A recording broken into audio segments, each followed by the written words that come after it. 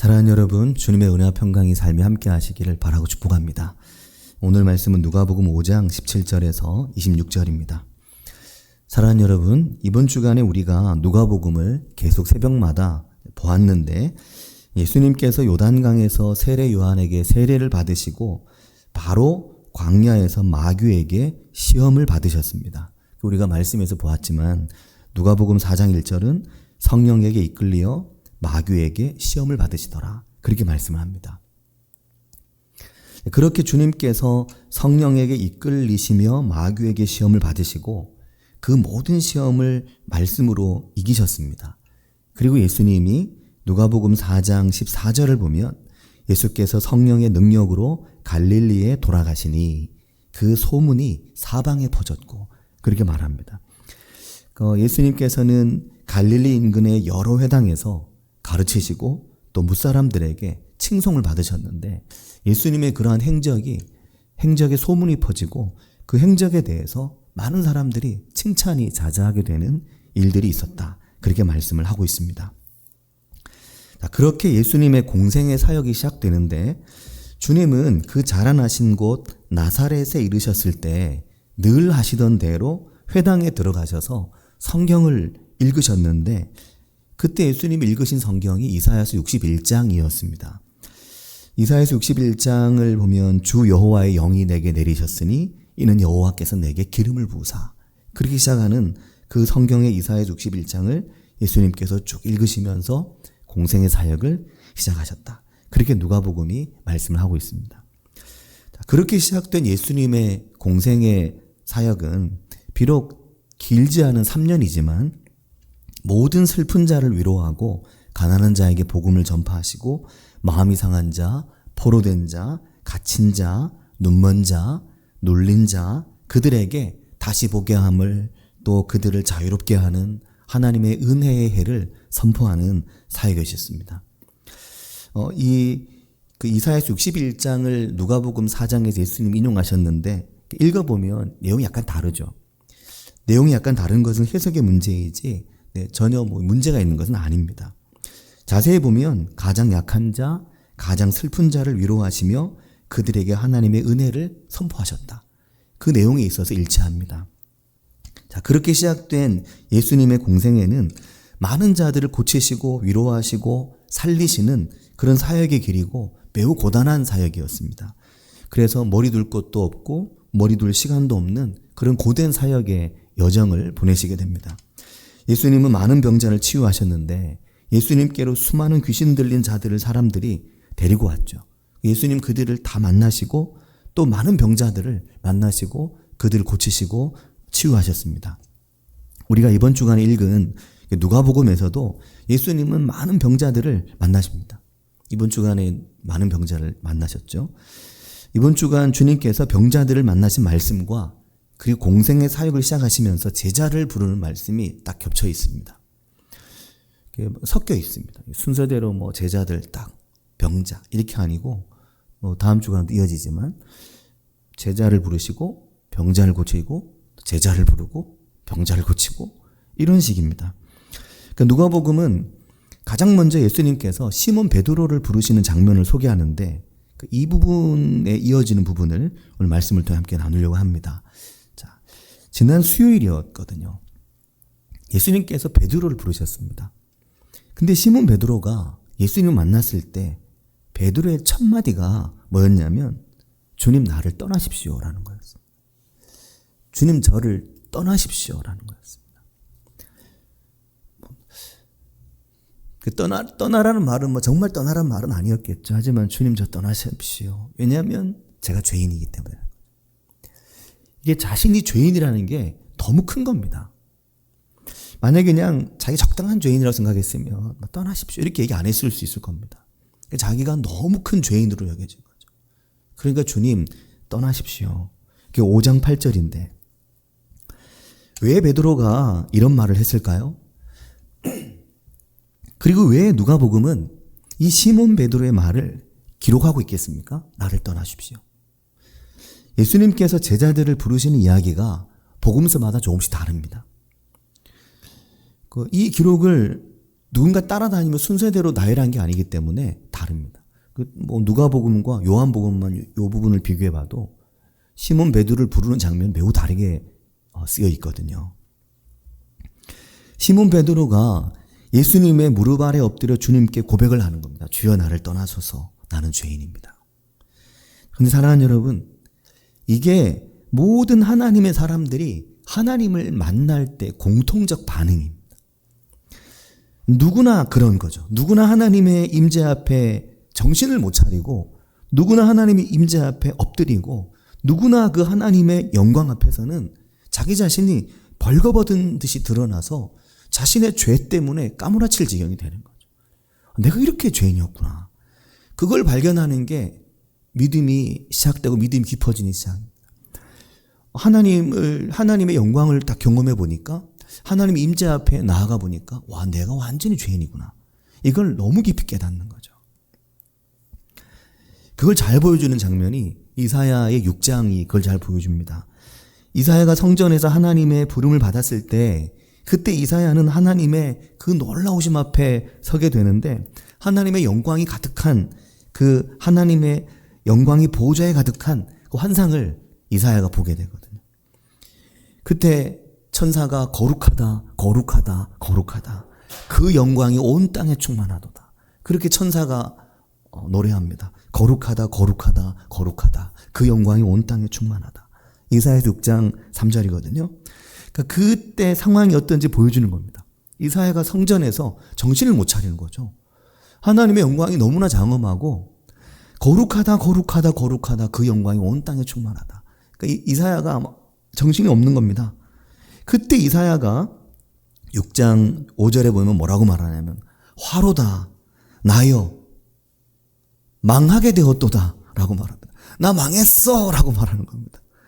우리가 보통 말하는 그 망했어 라는 말이 아니라 하나님 앞에서 내가 완전히 망한 것처럼 느껴지는 거죠. 그럼 그 뒤에 뭐라고 말하냐면 나는 입술이 부정한 사람이요 나는 입술이 부정한 백성 중에 거주하면서 만군의 여호와이신 왕을 배웠으며 이렇게 말합니다.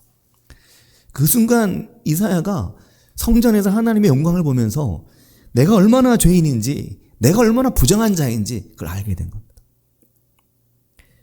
그러니까 이 성경에서 죄인이다 라고 말하는 표현이 우리가 말하는 무슨 죄를 지었다라는 개념보다 내가 존재적으로 너무 부정하다는 걸 말합니다.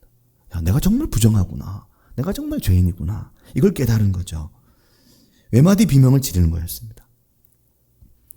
그게 하나님의 예배 가운데 하나님의 임재와 영광 가운데 우리가 느끼게 되는 것인 거죠. 하나님의 영광을 만날 때 사람들이 스스로 죽은 것처럼 느끼는 경우가 많이 있는데 다니엘이 대표적입니다. 다니엘서 10장 8절에 보면 다니엘이 말하거든요. 다니엘이 하나님의 환상을 보게 되었을 때 그때 주변에 다 도망갔습니다. 다 도망가고 다니엘 혼자 거기 있었습니다. 하나님이 환상 가운데 천사가 환상 가운데 임할 때 그 영광의 분위기에 다 도망가고 다니엘 혼자 남았는데 10장 7절에 뭐라고 말하냐면 다니엘서에 이 환상을 나 다니엘이 홀로 보았고 라고 말하면서 10장 8절에 그러므로 나만 홀로 있어서 이 큰 환상을 볼 때 내 몸에 힘이 빠졌고 나의 아름다운 빛이 변하여 썩은 듯하였고 나의 힘이 다 없어졌으나 그렇게 말합니다. 하나님 앞에 맥이 탁 풀려버린 거죠. 그래서 온몸에 힘이 쫙 빠져버린 겁니다. 그리고 그 영광 앞에 다니엘이 얼마나 고위직이었습니까? 얼마나 좋은 옷을 입고 있었겠습니까? 그 모든 자신의 아름다운 빛이 또 다니엘이 얼마나 또 미남이었습니까? 미소년이었습니까? 그 아름다운 빛이 썩은 것처럼 변하는 걸 느낀 겁니다. 자기 자신이. 그때 하나님께서 다니엘에게 어떻게 하시냐면 다니엘의 입술을 만지셨습니다. 그때 다니엘이 어떤 상태였냐면 숨도 제대로 쉴 수 없는 상태였습니다. 10장 7절 8절 거기 읽어보면 나옵니다. 10장 17절에 보면 뭐라고 말하냐면 내 몸에 힘이 없어졌고 호흡이 남지 아니하였사오니 숨을 못 쉬는 거죠. 그 영광 앞에 호흡이 남지 않았다고 표현하는 겁니다. 헉 하고 숨이 콱 막혀버린 겁니다. 하나님 앞에. 그때 하나님께서 10장 19절에 하신 말씀이 그거거든요. 평안하라, 강건하라, 강건하라. 이게 하나님을 만나는 사람들의 공통적인 반응인 거죠. 하나님 앞에 서면 내가 너무 죄인이구나. 이걸 깨닫고 발견하는 겁니다. 하나님께서 이사야를 성전에서 만나셨을 때 이사야가 그랬던 거죠. 오 화로다 나여 망하게 되었도다. 외마디 비명을 지른 겁니다. 그때 하나님의 천사가 어떻게 했냐면 이사야가 나 망하게 되었어. 부정한 입술을 가지고 있고 부정한 입술을 가진 자들 중에 있었다. 막 깨닫게 됐을 때 그때 천사가 부젓가락으로 제단에서 집은 핀 숯을 천사가 손에 가지고 와서 이사야에게로 날아왔습니다. 그리고 천사가 그 부젓가락으로 집은 제단에 핀 숯을 이사야서 6장 6절에 보면 손에 가지고 이사야에게로 내게로 날아와서 그 핀 숯을 이사야의 입술에 대시는 거였습니다. 그러면서 이사야 6장 7절에 보면 이렇게 말합니다. 보라 이것이 너의 입에 닿았으니 내 악이 제하여졌고 내 죄가 사하여졌느니라. 그렇게 말씀합니다. 여기 보면 주님은 하나님께서 이사야에게 내 죄가 사하여졌느니라 그렇게 이사야의 죄를 사하시고 그를 선지자로 보내시는 거죠. 사랑하는 여러분, 이게 되게 중요합니다. 왜냐하면 누가복음은 이사야서의 말씀을 읽으시며 예수님께서 공생의 사역을 시작했다고 하시잖아요. 근데 누가복음도 이사야서도 모두 이사야 선지자를 선지자로 보내실 때도 시몬 베드로를 제자로 부르실 때도 그랬는데 가장 먼저 하신 것은 네 죄가 사여졌다라는 것이었습니다. 너의 부정함이 깨끗하게 되었다는 겁니다. 내 죄가 사여졌다는 말과 네 죄가 너의 부정함이 깨끗하게 됐다는 말은 같은 말입니다. 하나님께서는 사람을 부르시고 사람을 만나실 때 자신의 죄로 자신의 부정함으로 하나님 앞에 떨고 있는 그 인생을 향해 너의 죄로 너의 부정함으로 두려워하지 마라. 너의 죄가 사여졌다. 네가 더 이상 부정하지 않다. 그 말씀부터 하시는 거죠. 근데 이런 구도가 병자들을 만날 때도 동일하게 나타나는 겁니다. 병자들을 치유하실 때 예수님께서 제자들을 부르시는 것과 병자들을 부르시는 것, 병자들을 치유하는 게 누가복음에 같이 나오는데 이번 주간 누가복음 말씀에서는 목요일에 병자들을 많이 고치셨습니다. 누가복음 5장 12절 이하에는 나병 환자, 17절 이하에는 중풍병자, 그리고 어제 토요일 누가복음 6장 분량에서는 오른손 마른 사람, 그들을 예수님이 계속해서 고치시는데 제자들을 부르시고 병자들을 고치시는 게 같습니다. 시몬도 부르셨고 야고보와 요한도 부르셨고 또 지난 금요일 새벽에 레위를 부르시죠. 그 레위 마태를 부르십니다. 제자들을 부르시고 병자들을 고치실 때 공통점이 있는 거죠. 그게 뭐냐면 스스로 죄인임을 알거나 당시 유대 사회에서 죄인으로 낙인이 아예 찍혀 있는 사람들이 그들이었습니다. 예수 그리스도를 만나고 예수님께서 그들에게 은혜를 베푸시는 자들이 공통적인 특징은 자기가 죄인임을 알고 있는 겁니다. 또 당시 유대 사회로부터 죄인으로 낙인이 팍 찍혀서 누가 뭐래도 공공연히 죄인인 거죠. 그래서 주님은 그들의 죄의 문제부터 해결을 하십니다. 근데 이것은 주님께서 그들의 죄의 문제를 먼저 해결하신다기보다 인간이 뭔지, 인간이 누구인지, 인간의 깊은 죄성에 대해서 말씀하고 계신 거죠. 그리고 동일하게 인간이 이렇게 깊은 죄인이기 때문에 우리 인생에 예수 그리스도가 얼마나 필요한지, 그리고 우리의 삶의 성전이 얼마나 중요한지 그걸 말씀하시는 겁니다. 그 말씀을 주님이 먼저 하신 때도 있지만 시몬 베드로는 주님이 말씀도 안 하셨는데 스스로 저는 죄인입니다. 저는 부정합니다. 저를 떠나라는 거죠. 성전에서 이사야의 고백과 시몬 베드로의 고백이 같은 겁니다. 죄인입니다. 당시 유대 사회 안에는 죄인이 많았죠. 근데 이 죄인은 그들이 어떤 죄를 지어서 죄인이라기보다 그냥 그들의 상태가 죄인인 겁니다. 그들의 상태라는 게 질병으로 인해, 그들의 심각한 가난으로 인해, 그들의 직업으로 인해 아예 성전 출입이 제한되거나 부자연스러운 겁니다. 대표적으로 오늘 본문인 5장 17절 이하의 중풍병자를 보면 그 앞에 나오는, 바로 앞에 나오는 나병 환자도 그랬지만 그들은 성전에 갈 수가 없었습니다. 나병 환자는 아예 못 갔고요. 중풍병자도 성전에 못 가죠. 그 상태로 어떻게 성전에 갈 수가 있었겠습니까?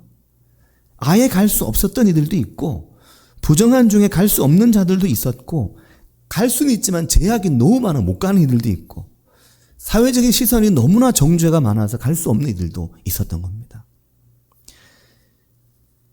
누가복음 8장에 가면 나오는데, 8장에 가면 43절에 12의 혈루증 걸린 여인이 있거든요. 그녀는 무려 12년 동안 하혈을 하는 겁니다. 피를 흘리면 성전에 못 가죠. 그러면 생각해 보십시오. 이 12의 혈루증 걸린 여인은 12년 동안 자신의 육체적인 제약으로 성전에 아예 못 가는 겁니다. 그럼 이 여인은 어떻게 될까요? 12년 동안 자기가 자기 자신을 속죄할 수 있는 길이 전혀 없는 겁니다. 12년을 자신의 죄를 쌓고 12년을 자신의 부정함을 쌓고 살아가는 거죠. 그러니까 이 여인의 삶이 파탄지경에 이르는 겁니다. 당시 유대 사회에서. 중풍병에 걸려 꼼짝을 못하는 사람, 그의 죄 때문에 중풍이 왔다고 말할 수도 있겠지만 그렇게 말할 수 없습니다. 중풍이 그냥 걸린 거죠. 몸이 어디 안 좋으면 그게 다 그 사람의 죄 때문이 아니거든요. 요한복음에서도 말씀하시잖아요. 나면서부터 눈먼 자가 그의 죄나 그의 부모의 죄가 아니라 하나님 영광 드러내기 위함이라고 주님이 말씀하셨거든요. 성경의 모든 병자들을 죄가 있어 그런가 봐 이렇게 보면 그 당시 예수님이 그렇게 책망하셨던 자들과 똑같은 시각을 갖게 되는 겁니다. 그렇게 하면 안 되는 거죠. 그럼 왜 주님은 그들의 죄를 용서하십니까? 왜 주님은 그들의 죄부터 용서하십니까? 왜냐하면 그들의 가장 큰 질고가 그 죄의 문제이기 때문에. 그들의 가장 큰 인생의 질고가 부정함의 문제인 겁니다. 야, 내가 부정하다. 내가 죄인이다. 그 죄를 위해 주님이 이 땅에 오신 거죠. 죄가 인생의 가장 무거운 짐입니다. 죄가 별로 관계없는 사람들이 그게 인생의 짐이 아닐 수 있지만 하나님 앞에 가면 갈수록 가장 큰 인생의 짐이 죄입니다. 내가 죄인이구나.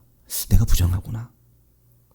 성전에 아예 못 가거나 성전에 가는 길이 원천적으로 막혀 있거나 부정해서 갈 수 없거나 갈 수는 있어도 가기가 너무 힘든 이들 현실적으로.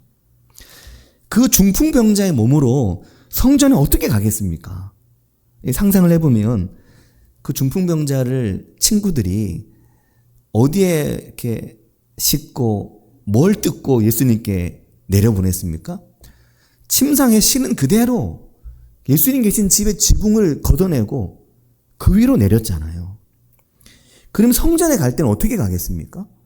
성전에도 인산인해인데 사람이 너무 많은데 그 예수님께 그 성전을 어떻게 들어갑니까? 성전 지붕을 뜯어낼 것도 아니고요. 못 가는 겁니다. 제약이 너무 많은 거죠. 그 긴 세월을 성전으로 가는 길이 막히는 겁니다. 그 주님은 내 죄사함 받았다 라고 말씀하시고 그리고 두 번째로 일어나 너의 침상을 가지고 집으로 가라 그렇게 말씀하십니다. 그러니까 사랑하는 여러분, 주님은 우리 인생에 성전으로 가는 그 막힌 길을 열어주시는 것입니다. 그래서 성전으로 가는 길이 막혀 있거나 혹은 성전이 재구시를 하지 못할 때 주님께서 그렇게 진노하시는 거죠. 성전의 길을 아예 막고 있거나 성전이 재구시를 못하거나 그걸 주님이 진노하시는 겁니다. 내 집은 만민이 기도하는 집인데 너희가 강도의 소굴을 만들면 주님이 진노하시는 거죠. 성전은 성전다워야 되고 그 길은 항상 열려 있어야 된다는 겁니다. 그렇게 주님께서 성전으로 가는 길을 열어주신 분인 거죠. 주님께서 그 성전으로 가는 길을 어떻게 열어주셨습니까? 그 길을 어떻게 열어주셨는지 누가복음이 말씀하시는 거죠. 사랑하는 여러분, 히브리서 10장 19절에 가면 우리가 잘 아는 말씀이 있죠. 그럼 우리 형제들아, 우리가 예수의 피를 힘입어 성소에 들어갈 담력을 얻었나니 그 길은 우리를 위하여 휘장 가운데로 열어놓으신 새로운 살길이라고 말씀하십니다.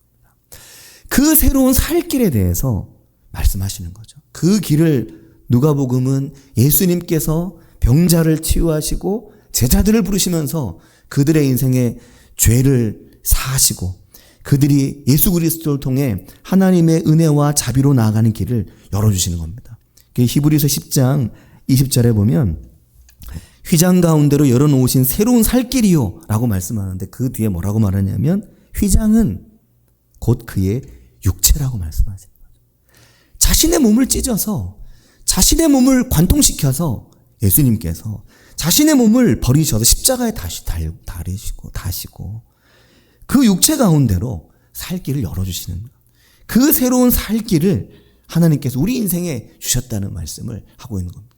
누가복음 읽으면서 예수님의 제자들을 만나고 병자들을 만나시고 그들을 치유하시며 내 죄가 사함받았다. 일어나서 가라 라고 말씀하신 볼 때마다 하나님이 예수님이 우리 인생에 무엇을 행하셨는지를 그걸 보는 게 너무나 중요합니다. 그게 바로 모든 슬픈 자를 위로하시는 길입니다. 사랑하는 여러분, 누가 제일 슬픕니까? 누가 제일 슬픕니까? 제일 슬픈 사람은 자신의 죄로 인해 슬퍼하는 사람입니다. 자신의 부정함으로 인해 슬퍼하는 사람입니다. 뭐 때문에 가장 슬픕니까, 인간이? 자기 자신의 죄로 인해 가장 슬픈 겁니다. 모든 슬픈 자를 위로하시는 주님, 모든 슬픈 자를 위로하시고 용서하시고 받아주시고 낫게 하시고 깨끗하게 하시고 그들을 안아주시는 그 길을 누가복음이 말씀하시는 거죠. 그 길을 하나님께서 광야로 열어내시고 그 길로 하나님께서 그들을 가나안으로 인도하시고 그 길이 예수 그리스도의 몸을 찢어서 내 아들의 몸을 찢어서 내 말씀의 공의와 진리를 하나님의 사랑과 긍휼로 덮으시면서 그 은혜의 길을 내시는 것을 말씀하고 있는 겁니다. 사랑하는 여러분, 이 예수님의 길, 그 공생애의 길이 그 길이 이사야서 61장이다. 61장의 말씀이다. 그걸 말씀하시는 거죠. 이사야서 61장을 안 볼 수가 없죠. 이사야서 61장의 그 말씀들을 보면 하나님께서 주 여호와 영이 내게 임하셔서 주님께서 갇힌 자, 눌린 자, 가난한 자, 눈먼 자 그들에게 이루시는 길, 그걸 뭐라고 말하냐면 이사야서 61장의 2절에 보면 이런 말씀이 나옵니다. 그러니까 누가복음 4장은 18절, 19절에 이제 그 말씀을 하는데 거기는 61장 1절을 이제 대체적으로 인용했죠. 근데 1절 바로 뒤 2절에 이사야서 61장 2절에 이런 말씀이 있습니다. 여호와의 은혜의 해와 우리 하나님의 보복의 날을 선포하여 모든 슬픈 자를 위로하되 그렇게 말씀합니다. 이 말씀을 보면 이해가 되는 것도 있고 이해가 안 되는 것도 있습니다. 이해가 되는 건 이해가 되는데 이해가 안 되는 게 어떤 게 이해가 잘 안 되냐면 보복의 날? 뭘 보복하는 거지? 원수 갚는 건가? 이런 생각하게 되잖아요. 이 보복의 날은 원수를 어디 다른 데 갚는 게 아니라 뭘 보복하는 걸까요? 보복의 날? 이게 되게 이해가 잘 안 됐거든요. 보복의 날 뭘 보복한다는 거지? 뭘 보복할까요? 이 보복은 죄를 쳐서 죄를 꺾고 그 죄의 권세에 보복하는 겁니다. 그 죄가 그냥 어떤 하찮은 게 아니고 그 죄의 권세가 얼마나 강한지, 그 죄의 권세가, 그 사단의 권세가 얼마나 강한지, 그 악한 죄, 그 죄로 억눌리고 억압되고 그 죄로 인해 그 포로기를 보낸 이사야의 그 포로기를 보낸 유다 백성들, 그 죄에 대해서 보복하는 겁니다. 하나님의 은혜의 날은 하나님이 은혜를 주시고 그 죄를 보복하는 날을 말씀하시는 거죠. 모든 죄를 꺾어버리고 자기 백성을 억압하며 그 숨통을 조이고 있는 숨도 못 쉬게 하는 모든 죄의 권세를 꺾어버리시는 날. 그 날이 어떤 날이라는 겁니까? 모든 슬픈 자를 위로하는 날이라는 거죠. 모든 슬픈 자가 70인역 성경을 보면 이사야서의 이 슬픈 자, 이 말과 똑같은 말로 번역된 말이 마태복음 5장 4절에 나오는 애통하는 자입니다. 애통하는 자. 산상수훈에 나오는 애통하는 자는 복이 있나니 그들이 위로를 받을 것이다. 똑같죠. 똑같습니다. 애통하는 자, 슬퍼하는 자. 자신의 죄로 인해 슬퍼하는 자. 자신의 죄로 인해 하나님 앞에서 애통하는 자. 그들이 하나님의 위로를 받을 것이라는 거죠. 성령의 위로를 받을 것이라는 겁니다. 그래서 애통하는 자, 슬퍼하는 자, 위로, 이게 헬라어가 똑같습니다. 그리고 이사야서 40장 1절에 그렇게 하나님께서 위로하라고 말씀하시잖아요. 40장 1절은 너희 하나님 이르시되 너희는 위로해라. 내 백성을 위로해라. 그들의 마음에 닿도록 말해라. 그들에게 외쳐라. 그 노역의 때가 끝났고 그 뒤에 뭐라고 말하냐면 그 노역의 때가 끝났고 그 뒤에 뭐라고 말하냐면 그 죄악이 사함을 받았느니라. 그렇게 말합니다. 사랑하는 여러분, 이게 연결고리를 가지고 있는 겁니다. 하나님께서 사람을 부르실 때, 하나님께서 우리를 만나실 때, 또 우리가 우리 인생에 무거운 짐을 지고 하나님 앞에서 곤고해 할 때, 그 인생의 가장 무거운 짐은 우리의 죄의 짐이요, 우리의 부정함의 짐이요, 그걸 가지고 하나님 앞에서 신음하며 하나님 앞에 엎드려 있을 때 하나님은 우리를 위로하시는 하나님이신 겁니다. 우리를 주의 전으로 부르시고 주의 성전에서 만나시고 우리를 말씀 가운데 만나시며 우리를 위로하시고 우리에게 하나님의 그 은혜의 날을 선포하시는 거죠. 그것이 이사야서를 통해서, 누가복음을 통해서, 이사야를 통해서, 성경의 말씀을 통해서 하나님께서 우리 인생에 선포하시는 은혜의 날이며 보복의 날이며 죄를 꺾어버리는 날이며 하나님의 슬픈 자를 위로하는 날이며 그 은혜의 날입니다. 그래서 오늘 5장 24절 누가복음에서 예수님께서 그 중풍병자에게 내 죄사함을 받았다. 너 부정하지 않다. 너를 깨끗하게 하신다. 그리고 주님께서 말씀하시는 거죠. 일어나 너의 침상 가지고 집으로 가라. 집으로 돌아가라. 말씀하시는 겁니다. 이 말씀에 내가 우리의 삶에 있기를 바라고 축복합니다. 우리가 누가복음의 말씀을 읽으면서 주님께서 우리를 얼마나 큰 하나님의 은혜와 하나님의 자비와 하나님의 긍휼로 부르시는지, 또 우리가 하나님의 말씀을 통해 또 우리가 성전 가운데 기도하며 하나님 앞에 나아감을 통해 하나님께서 우리 인생의 모든 죄와 부정함을 거두어내시고 그리스도 예수의 십자가의 그 보혈과 그의 휘장 가운데 찢으신 그의 몸 가운데 난 새로운 살기를 통해 우리를 살리시는 분이신지 그 하나님을 경험하고 만나는 그런 은혜가 삶에 늘 함께 하시길 바라고 축복합니다. 같이 기도하겠습니다.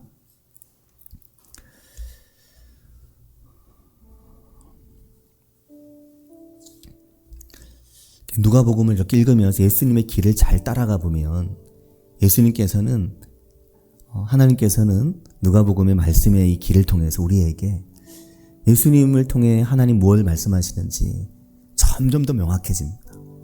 그 길은 용서와 그 길은 사랑의 길이요, 그 길은 죄로 인해 부정함으로 인해 주님 앞에 신음하는 자에게, 그 죄로 인해 슬픈 자에게, 그 부정함으로 인해 슬픈 자에게 주시는 하나님의 위로인 거죠. 그 위로를 하나님께 주시는 겁니다. 성경을 읽으면서 누가복음을 읽으면서 하나님이 내가 하나님 앞에 엎드려 있을 때 나를 위로하시는구나. 내가 하나님 앞에 신음할 때 나를 위로하시는구나. 내가 하나님 앞에 신음하면 하나님이 나에게 죄 있다 하지 아니하시는구나. 나를 안아주시는구나. 나를 용서하시는구나. 나를 받아주시는구나. 그래서 그 하나님 앞에서 정죄함이 없는 거구나. 이걸 깨닫고 발견하는 게 우리가 누가복음을 읽으면서 발견하고 만나야 되는 하나님의 큰 은혜입니다. 그 은혜가 내 삶에 있기를, 내가 그런 하나님을 말씀 가운데 만나고 경험하기를 같이 한 목소리로 기도하겠습니다. 하나님 아버지, 인생의 무거운 짐을 지고 인생의 무거운 즐거움을 지고 인생의 무거운 아픔을 지고 주님 앞에 신음하며 하나님 아버지, 내 인생의 무거운 죄의 짐을 지고 주님 신음하며 하나님 앞에 엎드려 있을 때 주님 엎드려 울며 엎드려 통곡하며 엎드려서 가슴을 치며 하나님의 은혜를 구할 때 주님 그 인생을 위로하시며 그 인생을 어루만지시며 그 인생에 주님 하나님의 은혜와 자비를 말씀하시는 하나님의 놀라운 은혜를 주님 보게 하심을 주님 감사합니다. 주님, 그러므로 주 예수 그리스도 안에서 결코 정죄함이 없는 하나님의 은혜와 사랑을 저희들이 만나며 경험토록 주님 은혜를 더해 주시기를 주님 원합니다. 아버지, 역사해 주시옵소서. 주님, 기름 부어주시기를 주님 원합니다. 주님, 우리 인생 가운데 함께 주시기를 주님 원합니다. 아버지, 은혜를 부어주시기를 주님 원합니다. 깨지고 상하며 부서지며 주저앉아 있는 내 삶의 조각조각들을 하나님 앞에 주님 꺼내서 펼치고 있는 이들에게 하나님의 크신 위로와 은혜를 부어주시기를 주님 원합니다. 주님, 너의 인생을 향해, 주님 결코 우리 인생을 향해 하나님께서 그 인생의 죄를 세시는 분이 아니심을 주님 경험만 만날 수 있게 도와주시고 인도해 주시기를 주님 원합니다. 아버지, 역사해 주시옵소서. 주님 앞에 드린 절 되게 도와주시고 인도해 주시기를 주문합니다. 아버지.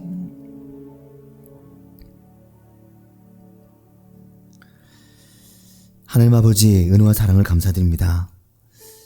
중풍병자를 향해 너의 죄사함 받았느니라 일어나서 침상을 가지고 집으로 가라 말씀하시는 주님, 나병 환자를 향해 내가 원하니 깨끗하게 되라, 부정하지 않다라고 말씀하시는 주님, 베드로를 향해 주님 제가 죄인입니다 탄식하는 베드로를 향해 이제는 네가 사람을 낚는 어부가 될 것이라고 말씀하시는 주님, 성전에서 스스로 부정하게 되어 화로다 나는 망하게 되었도다 탄식하는 이사야를 향해 주님 네가 죄사함을 받았다고 말씀하시고, 하나님 아버지 오늘 우리 인생을 향해 위로하라 위로하라 내 백성을 위로하라, 하나님의 은혜에 의해 하나님의 보복의 날이 이르렀어 모든 슬픈 자를 위로하라 말씀하시며 내 죄사함을 받았다라고 말씀하시는 그 은혜의 하나님, 그 용서의 하나님, 그 자비의 하나님, 그 능력의 하나님, 그 생명의 하나님, 창조주 되신 하나님이 사랑하고 창조주 되신 하나님이 정죄하지 아니하시는 하나님 은혜를 우리를 받으시고 만나시는 그 은혜 앞에서 살아가는 저희들이 되도록 주님 저희의 믿음의 길을, 말씀의 길을 인도해 주시기를 주님 원합니다. 하나님 아버지, 오늘도 저희들 중에 내 인생의 그늘로, 내 인생의 질고로, 내 인생의 죄의 짐으로, 내 인생의 부정함으로 하나님 앞에서 탄식하며 눈물 흘리는 이들이 있습니까? 하나님 아버지, 그 인생을 향해 하나님께서 얼마나 자애로운 눈으로, 자비로운 눈으로 바라보시는지를 깨닫고 경험하는 그런 은혜가 오늘 저희의 삶에 있도록 인도하여 주시옵소서. 주님 저희와 함께 하심을 감사드리오며 예수님의 이름으로 기도합니다. 아멘.